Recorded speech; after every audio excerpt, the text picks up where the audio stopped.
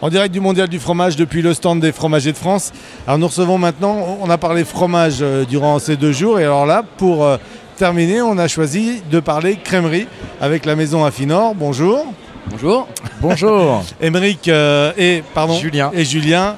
Donc vous êtes venus avec des produits, vous vendez de la crème à la base.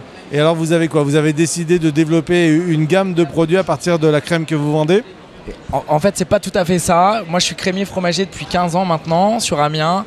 On a une société de distribution qui s'appelle Affinor depuis 3 ans. On est 3 associés, Charles Boquen, Émeric Pateau, Julien Planchon. On a eu beaucoup de demandes de la part de nos crémiers fromagers sur des yaourts originaux, sur des beurres originaux. Et on a travaillé pendant 1 an. On a recherché des saveurs oubliées, mais aussi saveurs originales et avec des produits qui sont énormément demandés en ce moment. Et on a surtout un chef créateur qui a aidé à la confection de ces produits. Oui, c'est ce que j'allais vous dire. Comment vous répartissez les talents dans ces 3 associés? En fait, Julien il me dit tiens, ça serait bien que tu penses à des nouveaux beurres, ça serait bien que tu penses à des yaourts. Tiens, chez la fraise ça marche pas mal, il faudrait que tu trouves une association originale. Le cassis ça marche pas mal. Sur les beurres, peut-être qu'il faudrait travailler un produit un peu de chez nous, un peu local, avec une appellation. Donc on a créé le safran d'Abbé de Somme pour ça, qui a eu la médaille d'or d'ailleurs en l'occurrence. Et puis sur la fraise, on a créé une fraise verveine, la framboise combava. Le but, moi, et c'est mon métier, je suis plutôt créateur de saveurs. Donc c'était vraiment de trouver des associations entre le terroir, l'authenticité et la créativité.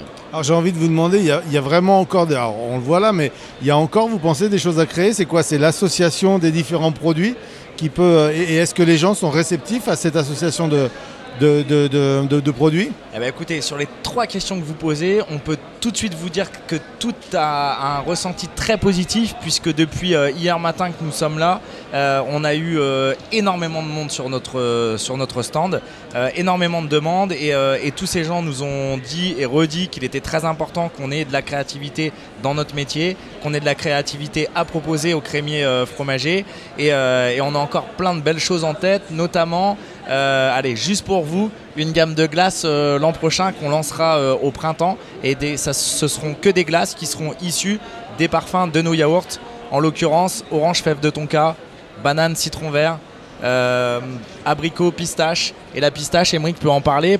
La pistache, pour donner un exemple concret, quelle est la pistache? Alors la pistache, c'est un assemblage. On est vraiment dans une aromatisation 100% naturelle. C'est-à-dire que le but, c'est aussi de rendre plus noble en fait l'aromatisation, parce que ça a une image des fois un peu négative, parce qu'on pense qu'un arôme c'est forcément artificiel. Là, on est vraiment sur des extractions 100% naturelles, des choses sublimes. Ça veut dire que moi, mon job, c'est aussi de chercher dans le monde entier des matières premières incroyables et de faire des extractions plutôt maintenant de type écologique, à basse température. Et la pistache, c'est un exemple. Le pistache, c'est comme une pâte de pistache, mais en version liquide. C'est-à-dire c'est un extrait de pistache à basse température, une essence d'amande amère et quelques gouttes d'essence d'orange douce. Donc c'est ma propre recette de pâte de pistache, mais en version aromatique. Voilà. Alors j'ai envie de vous demander, de telles créations, de telles recettes, de tels produits nobles, ça augmente pas considérablement le prix du yaourt? Ça reste encore un produit qu'on peut avoir comme produit quotidien? Très bonne question. Merci. Monsieur. Oui, bien sûr. Bien sûr que ça reste très accessible, et en l'occurrence, si ça ne l'avait pas été à la base, on n'aurait malheureusement pas pu les avoir, ces produits. Aujourd'hui, il faut savoir qu'il y a malheureusement, ou heureusement pour ceux qui produisent de certains yaourts, des marges énormes qui sont pratiquées. Nous, notre choix, c'est vraiment de pouvoir proposer quelque chose de très qualitatif avec une marge raisonnable qui suffise à pouvoir aussi travailler toutes nos recettes, parce que vous imaginez bien que ça demande pas mal d'investissement, de temps, de machines. Voilà. Donc votre réseau de distribution, ça va être quoi? Le fromager crémier traditionnel? Parce que j'ai envie de penser que la grande distribution ne vous attend pas avec satisfaction? On a eu beaucoup de retours très positifs de la grande distribution. Malheureusement, on ne pourra pas répondre à leur attente, puisque notre priorité sont bien les crémiers, les fromagers, les épiceries et aussi la restauration et l'hôtellerie de luxe, mais qu'on souhaite distribuer à travers nos crémiers fromagers. Pour vous donner un exemple concret, une maison connue et reconnue sur Paris se doit de fournir les hôtels de luxe à proximité. La restauration de luxe, c'est plutôt à eux de le faire qu'à nous. Et comme ça, chacun y trouve son compte à chaque strate de nos métiers. Est-ce que vous avez l'impression que c'est grâce on veut dire un petit peu le changement de culture, l'envie pour les Français de se retrouver dans des vrais produits, des produits sains, des produits bons, que votre produit a cet engouement? On est tout à fait là-dedans, puisqu'il s'y retrouve vis-à-vis du fait qu'on ait une traçabilité qui soit exemplaire, ça c'est très important. On a Aymeric qui s'efforce vraiment de trouver des produits qui sont sains, qui sont naturels.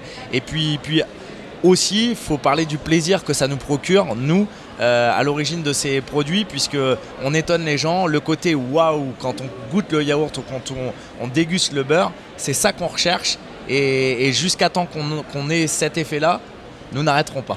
Alors, il y a effectivement des produits avec des goûts qu'on a peut-être du mal à s'imaginer. Ça se passe comment? Le fromager a possibilité de faire goûter avant que les gens achètent? Parce que c'est pas évident quand on va dans une fromagerie de dire tiens, je vais acheter ça, je verrai si j'aime ou j'aime pas. Est-ce qu'il y a une possibilité? Est-ce que vous avez mis en place une stratégie pour que les gens puissent goûter? Oui. Alors, la stratégie, c'est à partir de septembre, en fait, toutes les semaines, nous aurons sur notre société une de nos personnes qui va être dédiée que à l'animation et qui sera en fait en boutique chez nos crémiers fromagers, mais aussi sur les marchés de plein vent, puisque ça c'est beaucoup aussi de nos clients. Et tous les samedis et tous les vendredis, nous aurons une personne qui sera là que pour faire déguster nos produits, parce que vous l'avez bien dit, il ne suffit pas de voir la belle étiquette, il faut aussi les faire goûter les produits pour que les gens puissent nous faire confiance et surtout qu'ils puissent se rendre compte du savoir-faire sans prétention. L'univers laitier, c'est votre métier premier, c'est l'univers dans lequel vous avez évolué depuis le début, ou alors c'est un tout nouvel univers dans lequel vous mêlez ces senteurs et ces saveurs? Moi, c'est un tout nouvel univers. Moi, je suis chef cuisinier. Voilà, je suis ici de l'école du Ritz. Donc, j'ai eu des restaurants. C'est mon métier en fait. Mais j'ai une spécialité, c'est que je suis le spécialiste en fait de l'utilisation des essences aromatiques, des extraits, etc. sous forme liquide dans la cuisine. J'ai écrit 5 ouvrages qui sont spécialisés là-dedans, des livres de cuisine en fait, sur l'utilisation de l'aromatisation, mais plutôt véritablement créative et authentique. Ça veut dire qu'on est vraiment dans l'extrait 100% naturel de la plante. Voilà, donc ça c'est mon métier et ma spécialité. Et puis le mariage il se fait simplement en fait, les produits laitiers. Forcément on a un produit qui est quand même assez neutre sur le beurre et sur le lait. Donc forcément les saveurs elles s'expriment très facilement. Alors vous nous avez emmené différents produits. Présentez-nous ces produits. Avec plaisir. Je commence? Oui, vas-y. Oui. Moi, je donne alors, les techniques. Nos 7 parfums de yaourt. Pour commencer, la vanille de Papouasie, la noix de coco. Vanille de Papouasie pour pas avoir une vanille bourbon qui soit trop forte en bouche. Ensuite, abricot et pistache avec les fameuses pistaches dont Aymeric est le créateur. Banane et citron vert avec un citron vert qui est assez rare, qui vient vraiment en fin de bouche, qui est très fin. Ensuite, framboise et kombava. Ensuite, orange. Qu'est-ce que le kombava pour les néophytes? Alors, le kombava, c'est un petit agrume qui est originaire d'Indonésie, qu'on utilise beaucoup dans la cuisine réunionnaise et on utilise juste le zeste et ça a des fragrances entre le citron vert et la citronnelle. Très bien. Continue. Ensuite, orange et fève de tonka. La fève de tonka, c'est un fruit de l'arbre à teck qui permet d'avoir une toute petite amertume en fin de bouche et qui se marie à merveille avec l'orange. Ensuite, cassis et fleurs de sureau. Et pour finir, fraises et verveine pour la fraîcheur de la verveine et le petit côté... Ouais, citronné en fait, c'est une verveine particulière, c'est une nixée en fait, c'est pas la verveine odorante, celle qu'on a dans les jardins, c'est une autre variété de verveine qui fait que quand elle est extraite, on a quelque chose qui est moins végétal, d'accord, on a quelque chose qui est plus citronné, donc qui fait que le mariage il est vraiment très bien en fait entre la fraise et la verveine. Et ce que j'ai voulu aussi dans les créations, quand on a créé ça avec Julien, ce que j'ai voulu c'est qu'à un moment donné on puisse vraiment retrouver par strates les goûts. Ça veut dire que je voulais pas que ça soit un mélange de saveurs et qu'on n'y comprenne rien et qu'on se dise ah oui fraise verveine, c'est bon mais je reconnais pas la fraise, la verveine. Sur toutes les yaourts on a d'abord un produit et après on a le deuxième. Ça veut dire qu'on est vraiment sur un mélange des saveurs mais qui se suivent en fait. Voilà, donc on a vraiment quelque chose qui a été créé pour qu'on puisse reconnaître toutes les saveurs dans l'aromatisation. Très bien. Du beurre? Oui, le beurre à l'ail des ours. Le beurre au safran de la baie de Somme, puisque ça c'est notre terroir et on a la chance d'avoir un beurre qui se marie à merveille avec le safran. Ensuite on a du beurre au yuzu et thé matcha. Ensuite un beurre au citron verveine et un beurre tomate, ail, basilic. Et on est ravis de ces beurres et fiers de vous les présenter. C'est gentil. Le principe du beurre pour le cuisinier de base, c'est voilà, pour faire cuire et autres. Quelles sont les applications qu'on peut... Ouais. Bon, alors les applications, c'est vraiment des beurres à tartiner, on l'explique. Hein. On n'a pas voulu faire des beurres pour les fromages. Alors bien sûr que l'ail des ours avec un chèvre un peu affiné, c'est super. Et, bien entendu que ça peut se marier avec les fromages. Mais on a voulu vraiment faire des beurres à cuisiner. Donc le safran de la baie de Somme, par exemple, c'est super sur une petite tranche de pain de seigle ou pain de campagne avec des huîtres ou avec un plateau de fruits de mer, c'est génial. Et c'est super en finition aromatique de sauce. On peut faire un beurre blanc. Au dernier moment, on en met une demi-cuillère de safran de la baie de Somme et ça fait un beurre blanc au safran de la baie de Somme. On a quelque chose qui est superbe et on peut le faire dans un risotto par exemple où c'est pareil, on a des fragrances avec des... Voilà, on met ça avec des noix de Saint-Jacques, on a vraiment quelque chose qui est top, quoi. Est-ce qu'on peut imaginer, comme vous allez accompagner les fromagers des marchés et des boutiques sur les yaourts, est-ce qu'on peut imaginer dans l'évolution de votre activité que demain vous puissiez proposer des tutos tels que Aymeric vient de le faire pour expliquer les applications avec ses beurres, ou c'est pas forcément d'actualité?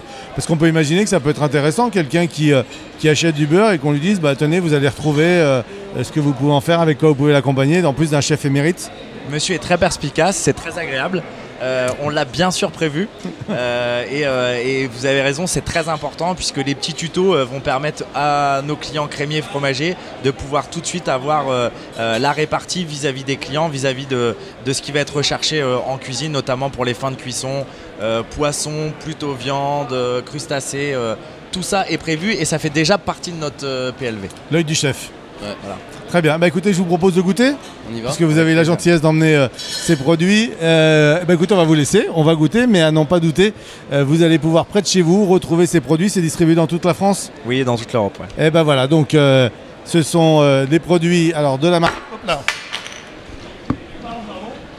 C'est le loupé de la journée, donc des produits de la marque Création. Alors c'est Petit Fromager Création. Petit Fromager Création que vous pourrez retrouver chez les fromagers et sur les marchés. Merci beaucoup.